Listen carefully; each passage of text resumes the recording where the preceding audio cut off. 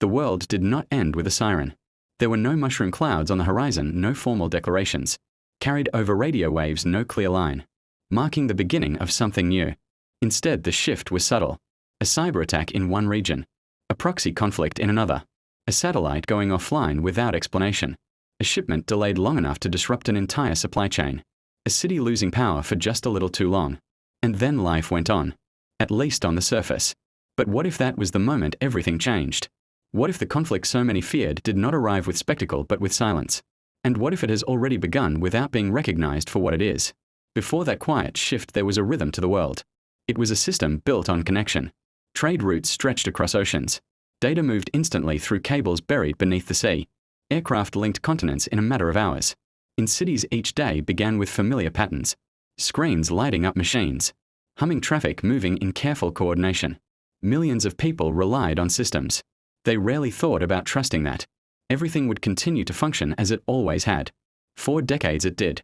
The modern world became a carefully balanced network of cooperation. Nations competed certainly, but they also depended on one another. Energy crossed borders through pipelines. Microchips were designed in one country, manufactured in another, and assembled somewhere else entirely. Food grown in one part of the world sustained populations in another. It was not perfect, but it worked. Even after the devastation of 2 world wars, there was a growing belief that a conflict on that scale had become unlikely. The cost was simply too high. Economies were too intertwined. The risks, particularly with nuclear weapons, were too severe. A fragile peace emerged not from trust but from mutual restraint. War, however, did not disappear. It adapted. Conflicts became more contained, more strategic, and often less visible. They unfolded in remote regions or through indirect means. Technology replaced large-scale mobilization. For much of the developed world, war became something observed from a distance rather than experienced directly. And so the assumption took hold that global war, as it had once been known, belonged to the past. But beneath that assumption, tensions were quietly building. There was no single moment when everything changed. Instead, it happened gradually. A financial system disrupted in ways that were difficult to trace. Information campaigns shaping public opinion without clear origins. Infrastructure failures with no obvious cause. Satellites adjusting their positions, monitoring more closely than before. Individually, these events seemed manageable. Together, they signaled something deeper, a growing instability in the systems that held the world together. Trust began to erode. Economic competition intensified, extending beyond traditional industries into technology and data. Nations increasingly focused on securing access to critical resources, rare minerals, advanced computing, and information itself. Supply chains, once symbols of global cooperation, became points of vulnerability. A delay in one location could ripple across continents. At the same time, regional conflicts grew more intense. In parts of Eastern Europe, large-scale warfare returned, reshaping cities and displacing communities. In the Middle East, cycles of tension and temporary calm continued, each pause more uncertain than the last. In the Pacific, naval forces operated in close proximity, navigating contested waters, where even a small miscalculation could have serious consequences. Yet none of these developments were widely described as a world war.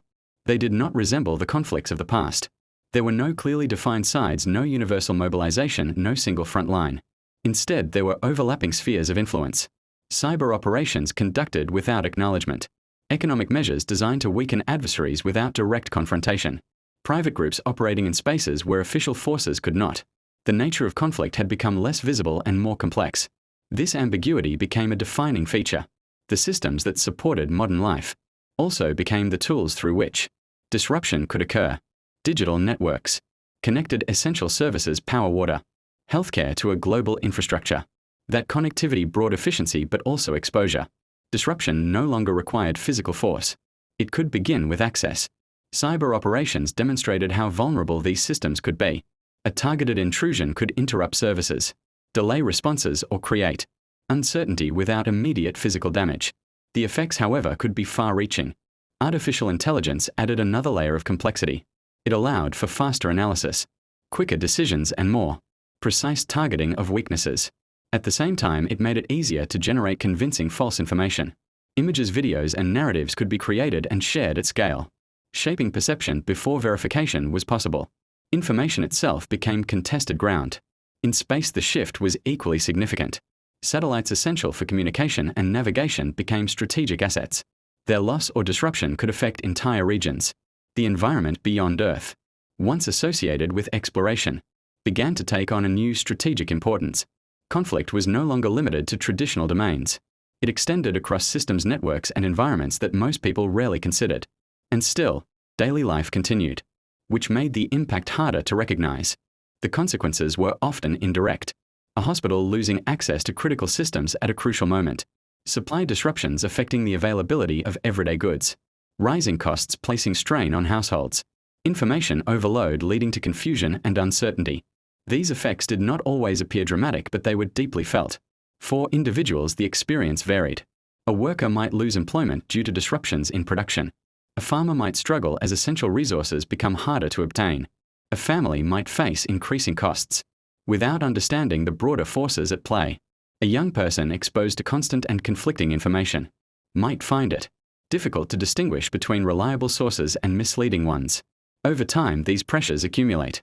They reshape how people think, how they trust, and how they respond to the world around them. In this environment, power begins to shift. Nations invest heavily in securing their systems and developing new capabilities. Technology becomes central to both defense and influence. Control over resources, infrastructure, and information becomes increasingly important. Some organizations and industries benefit from these changes. Technology firms expand their reach. Defense sectors grow in response to new challenges. Countries with access to critical materials or advanced systems gain strategic advantages, but the benefits are not evenly distributed. Other regions face greater instability. Economic pressures increase. Access to essential resources becomes less predictable. Inequality, both within countries and between them, becomes more pronounced. The interconnected nature of the global system means that disruptions rarely remain isolated. A shortage in one sector can affect industries elsewhere. Financial instability in one region can influence markets globally. Energy disruptions can raise costs across entire economies. In such a system, isolation is difficult, and resilience becomes essential. Success is no longer defined solely by military strength, but by adaptability, the ability to respond to change, to secure systems, and to manage uncertainty. At the same time, not everyone accepts these changes passively. There are responses both organized and spontaneous. In digital spaces, individuals and groups challenge control over information. In public spaces, people call for accountability and transparency. Discussions emerge around the nature of modern conflict and their balance between security and personal freedoms. These conversations reflect a broader question. How should conflict be understood in a world where it is not always visible? There is no single answer. Some argue that without formal declarations or clear global alignment, the term world war does not apply. Others suggest that the scale and scope of current tensions, combined with their global reach, represent a new form of conflict altogether. History provides some perspective. In earlier periods, major conflicts often developed gradually. Tensions increased, alliances formed, and localized events escalated. Recognition came later once the scale could no longer be ignored. Today, the situation is different in one key respect. The scope of interaction has expanded dramatically. Systems are more interconnected. Effects travel faster. The boundaries between different forms of conflict are less defined. As a result, the long-term impact is already taking shape. Technology continues to advance, but so do the risks associated with it. Societies become more aware of how dependent they are on complex systems. Trust once assumed becomes something that must be maintained. Governments take steps to strengthen security, sometimes raising difficult questions about oversight and individual rights. Economies adjust to new patterns of risk and disruption. Perhaps most significantly, the understanding of conflict itself begins to change. It is no longer seen only as a distant event confined to specific locations. It becomes something that can influence daily life in subtle but meaningful ways, often without clear boundaries, often without clear beginnings, and without clear endings. This brings the focus back to the present. On the surface, much remains familiar. Cities continue to function. Transportation networks operate. People go about their daily routines, building lives, making plans, looking ahead. Yet beneath that continuity, there is an ongoing process of change. A complex, often unseen set of interactions shaping the global environment. It does not demand constant attention, but it is there. The question then is not simply when a global conflict might begin.